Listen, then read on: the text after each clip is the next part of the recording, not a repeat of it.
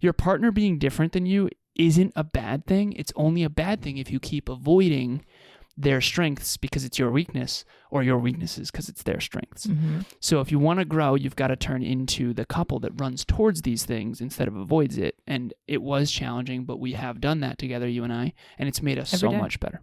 And so when you're young and when you're trying to learn an already very complex concept, and it's only complex because it isn't broken down in a simple way that makes sense to you, you struggle to learn these things.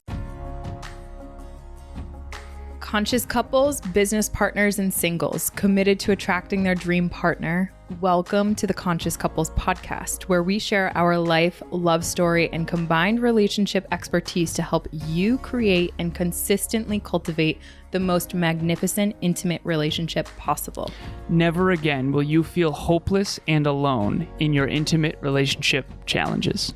Having accumulated thousands of hours coaching conscious couples and individuals all over the world, as well as starting and growing a global business together, Alan and I are here to guide you in all things relationships.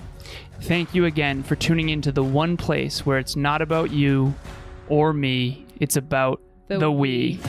Conscious couples and individuals, welcome back to the one and only Conscious Couples podcast. This is episode number 70. 70. What a milestone. Today we have, what is your partner avoiding? Okay, before we jump into this episode, as always, thank you so much, Next Level Podcast Solutions, for producing this show, audio, video, and the rest. We appreciate you. Thank you, thank you, thank you. Sweetheart, as always, what is your intention for today's episode? My intention is for our listeners to understand anything that they might be avoiding has some fear underneath it, likely, and how to overcome that so that they can reap the benefits of that. I've been avoiding this episode. And it's because I'm deeply fearful. No. So the main lesson that I want to give right up front here is, if you are avoiding something, we've all procrastinated. We've all been avoiding things. We don't do our taxes till the last minute. There's uncertainty, there's fear, there's something underneath that. Fearful it's going to take too long, fearful you're not going to be competent enough, fearful there's some sort of fear in there. And so that's the main focal point for today. You have 3 scenarios in a relationship. So this is in a relationship context. Mm-hmm. We want to talk a little bit today about what happens when your partner is avoiding something, or when you're avoiding something. Is you often grow apart. And there's 3 scenarios that Emilia is going to get into.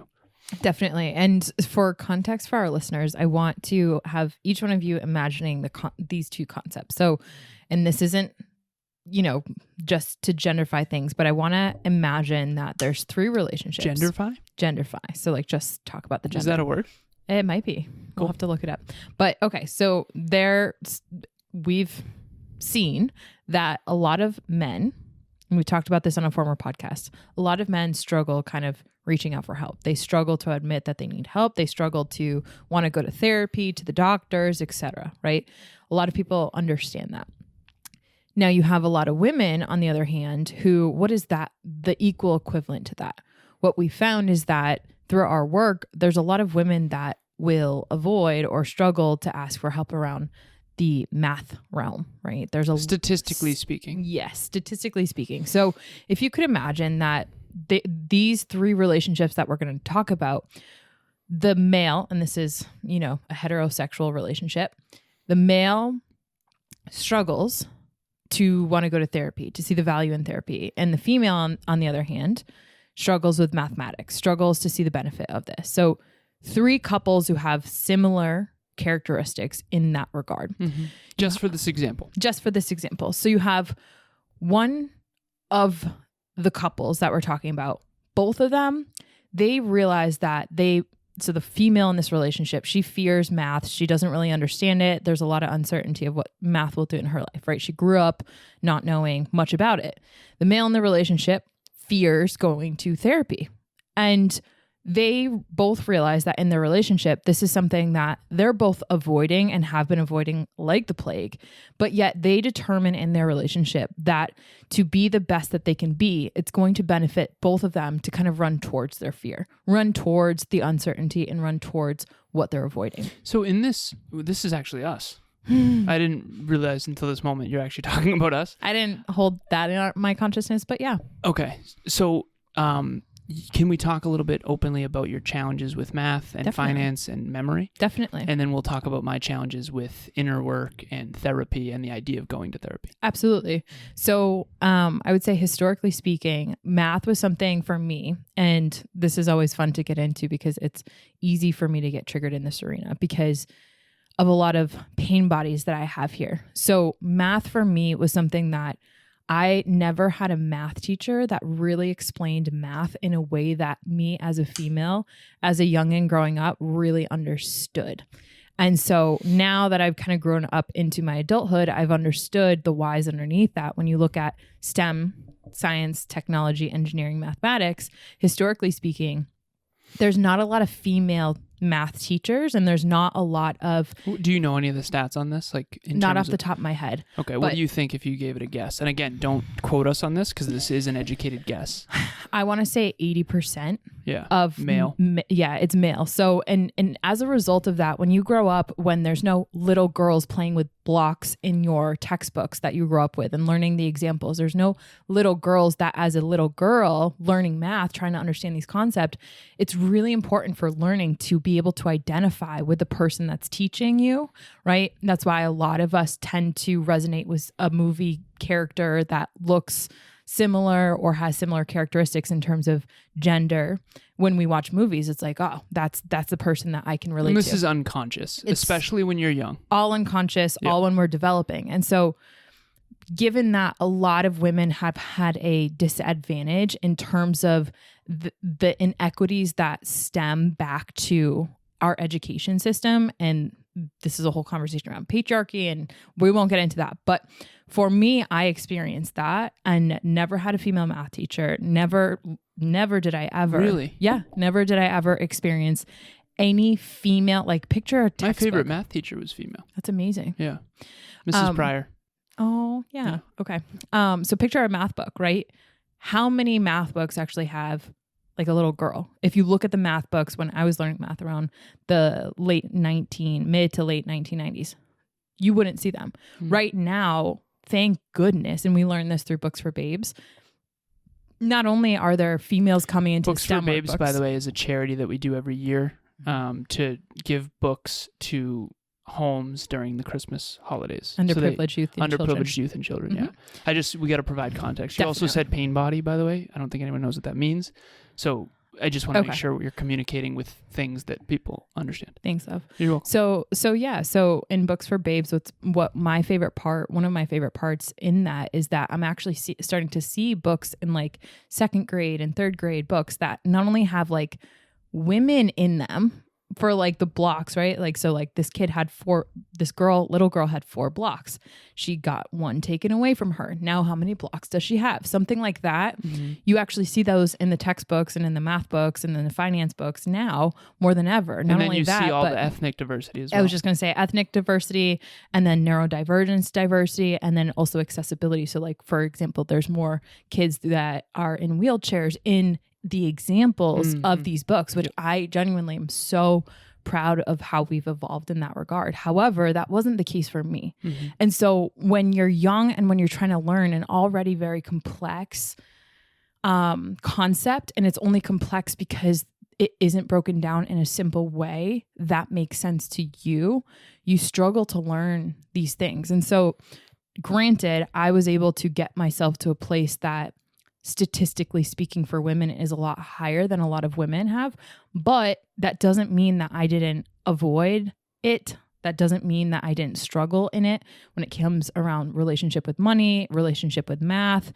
how math integrated into every single aspect of the world. That wasn't the way that I was taught how to think. Mm-hmm. And so as a result of that, the pain bodies that I spoke about earlier are easily triggered whenever we start to go and talk about math. And again, less now more than ever. And thanks to my honey, who's been so sweet because his genius zone is math. But there would be instances in my past where it would be really easy to avoid something that had to do with math or avoid the math part of it. Because you get overwhelmed easier because you feel incompetent in that arena. Yep. Incompetent, fearful, uncertain, like not intelligent or whatever it would be. And so the pain body is a culmination of inadequacies or a lot of pain, because I was someone who loved learning, but it felt like that door that no one ever wanted me to open.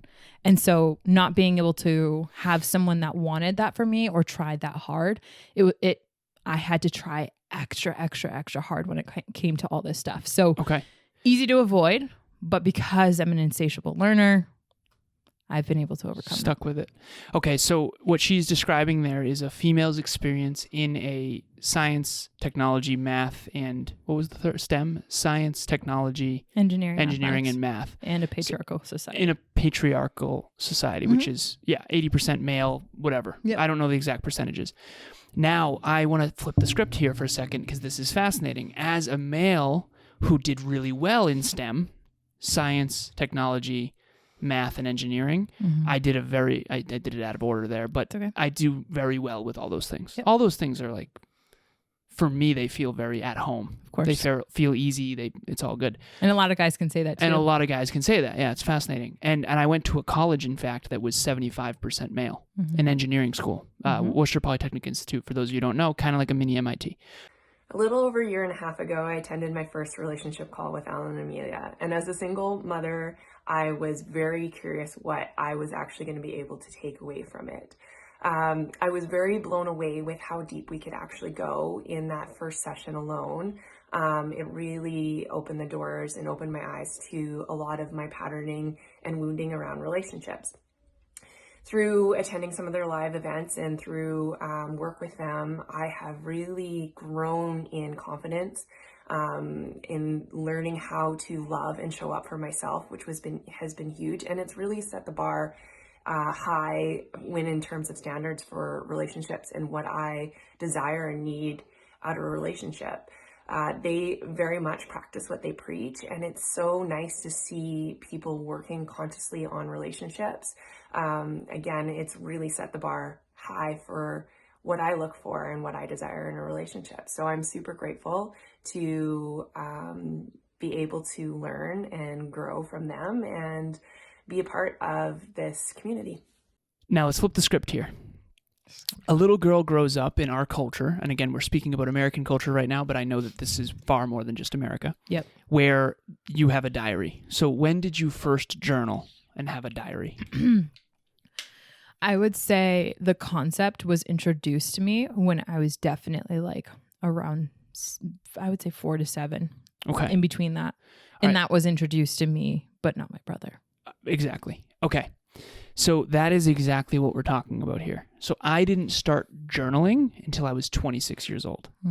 So science, math, technology, engineering, simple, grew up with it, know it, love it, no avoidance whatsoever. Like I just live and breathe that. Journaling was introduced to me after 26 years old. So I'm technically now I'm 34, so I'm technically only 8 years old when it comes to my journaling and self-reflection and that kind of thing. So this is what we're talking about here. So males tend to avoid therapy, inner work, emotional mastery, emotional intelligence, all these things. Females tend to avoid finance, mathematics, science, engineering, technology. Now, I don't want to do the male-female thing. There's a ton of exceptions to these rules. I mean, one of my best friends in high school, her name was Tara, and she was brilliant in math. Yeah. So I take nothing from that. It's not like it can't be both ways. Definitely. This is just cultural, and it's a thing. Yeah. So to bring this back to this episode, love, there's 3 scenarios, and hopefully everyone out there is reflecting on their own life, reflecting on their own partner, reflecting on themselves within their relationship. 3 scenarios, if you don't mind me just giving them briefly. Yeah. Yep. Okay, scenario 1 is both partners realize these shortcomings, realize they're avoiding these things because most of this is unconscious, and then they run toward the discomfort, the fear, whatever was avoided. Emilia and I were whiteboarding last night about math and science, and you have a math book right over there, by the way, and I noticed that you took it out today, which is awesome. And then I am doing therapy, and you encouraged me to do therapy. You said you're leaving a lot on the table. You should do that, and I avoided it for 3 or 4 months. And you are doing math now, which is awesome. And I've been talking to you a lot about math. And you'd be proud I watched an Intro to Physics earlier today. Oh my goodness. Like a re-intro. Okay, so last night we're in front of the whiteboard. and we're doing math, and we're weird. So it is we what were it doing is. like Yeah. quantum. What was it? 4D. Yes, it was 4-dimensional. We're not going to... No. Okay. All right. So math on the whiteboard. That's as simple as we get. I basically said, you said, yeah, I've never taken physics because we wanted to do work equals... I'm not going to go down the physics road. We did some physics, and Emilia was like, I never took physics. Yeah. Now, I'll be very brief about this, but for those of you listening, mathematics is the study of the universe. Physics is the study of the physical universe. Chemistry is the study of matter. Biology is the study of organic living things. Physiology is the study of the human body. Neuroscience is the study of the human brain, and psychology is the study of the human condition and the mind. If you don't know those things, you will never fully understand your own being. And that's my own thesis. And that's how I feel about all the inner work. And Right. Go into the layers. Yeah. But you it know could psychology and report neuroscience unbelievably well, particularly psychology. So you started at the top of the pyramid and I'm worked working your my way way down. down. I started at the bottom of the pyramid and I'm working my way up. Right. So we're meeting in the middle, which is beautiful, which is the External, point of this episode. internal. Okay. So Yeah. your partner being different than you isn't a bad thing. It's only a bad thing if you keep avoiding their strengths because it's your weakness, or your weaknesses because it's their strengths. Mm-hmm. So if you want to grow, you've got to turn into the couple that runs towards these things instead of avoids it. And it was challenging, but we have done that together, you and I, and it's made us Every so day. much better. Yeah. So that's couple number one. So I want everyone to imagine then couple number two, which is one of them runs towards what they fear, right? So whether it be the male in this example, let's just say Alan, right? Never goes to therapy. I start to run forward into the directions of where my weakness is or where I'm not strong suited in. What is AKA that? physics, math, Right. chemistry. And Yep. I continue to grow exponentially, but yet Alan, because he's digging his heels into the area of what he doesn't feel comfortable with and what brings discomfort around the therapy route and internal work and everything, what would that do to our relationship? You'd grow more than I would. I'd build massive resentment. I'd start acting all weird and getting Yeah. fearful and scarce. And then I wouldn't pour into your growth because I wouldn't be able to, because you can't give away what you don't have. And I'd be so fearful that you're going to outgrow me that I would then get even more scarce. And then that fear would perpetuate. And eventually you'd have to break up with me. Exactly. Yep. And we've seen that happen with couples, not necessarily the breakup, but yes, we've seen that as well. But like vice I've seen versa. it with couples. that Vice break up. versa, you and I in past relationships, like there's been that Oh, component where 100%. like partner dug heels in, couldn't keep up, whatever. They're not willing to move towards or lean into the discomfort, the fear, whatever they're avoiding. And because you and I are so growth oriented, it was like we're growing apart. We're not growing together. Well, you as a said to result. me, I do think you're avoiding therapy. And I said, well, I have this one therapist I really want. I reached out. She hasn't gotten back to me yet. That kind of thing. The truth is, underneath all of it, is I was avoiding it. Right. Now, I do think part of it was I wanted this specific therapist, XYZ. But the point here is you are either growing apart, you're growing together, or one person's growing and the other one is not. And I do want to make sure we get there. Definitely. So the three scenarios are, babe, synopsis, 1, 2, and 3. Go ahead. Number one is both people in this relationship move towards what they're avoiding. And grow. They grow together. Yep. Okay. Couple number two, one of them grows and leans into the fear, leans into what they're avoiding. The other one doesn't. They grow apart. The third situation, which is the most unfortunate, is where And the most common. absolutely. Is both are avoiding and using each other as crutches to continue avoiding, and now they both stay stuck together. Staying stuck together, but emotionally growing apart. Right. And Emotionally therefore, keeping they're each other falling out stuck. of love with one another, which we're going to get into at In our our next next. event. Exactly. Okay, so we got to jump because the timer has gone off. Thank you so much, sweetheart. This was This so was fun. good. This was so good. And thank you for your vulnerability about the STEM stuff. I Of didn't course. realize. Yeah, And yours STEM with is my life. journaling. Yeah, I think Yeah. I have a couple cool notes here where I'm excited to be able to bring to the world the inner work version of STEM. So, anyways, Yeah, it's interesting. because it's remember easy to say STEM and people get that, but it's not as easy to say the inner work, emotional mastery, all that stuff. So Yeah, what is the STEM of inner work? That would be really cool. that's what I wrote When I down. first met Emilia, I said intuitively, I didn't realize how right I was, but I said, I'm going to teach you the external world, how it works and why it works that way. You're going to teach me the inner world, how it works and why it works that way. And I bought her a necklace when I asked her to be with me that has 2 infinity symbols and a diamond in the center. And it's so cool how much that has been the case. It's like wild. And they feed each other. It's wonderful. So cool. So enough about us. This is not about you or me. It's about me. No. All right. So we're going to be doing a free relationship talks coaching session. We have been doing, I should say, free relationship talks coaching every single week. Service Saturday. We allocate one spot on our calendar. Click the link in the show notes. Join us. It's completely free. And I promise you this, something powerful will come out of that meeting. Even if it's just meeting us, trust me, there's always breakthroughs on the other end of this. So if you're fearful, if you're avoiding it, stop avoiding, click the link. You got this. We don't bite, we promise. And we hope to see you there. We only want to see you thrive, genuinely. And in addition to that, Alan and I, as you've heard it, if you've been listening to our podcast for a little while now, is every single month we host a free live virtual event on the second Thursday of every single month. And that is one opportunity, just another opportunity for you to get around like-minded individuals who want to grow and flourish in their relationship, conscious couples, conscious singles, you name it, they're in that. And it's awesome because every single time we do a different event, and this specific event, which we're going to be hosting. Which one is this? How many have we done? I want to say it's like 23. I think this is the 24th. 24th? Yeah, okay. I think this is, again, the numbers that stick in my head. Memory. I think it's 24. Yeah, it could be. Okay, so we're in our 20s. You memory. So we have this one. The date is July. Put in your calendars. Put in your diaries. Put in your journals. Click the link in the show notes. The link in the show notes to register. It is July 13th at 6 p.m. Eastern Standard Time. And the topic is how to not fall out of love with your life partner. And as you can tell, some of the things that we got into today is a really good appetizer for some of the things that we'll get into that event. So click the link, like Alan said, in the show notes, and you don't even have to put that in your diary because it will do it for you.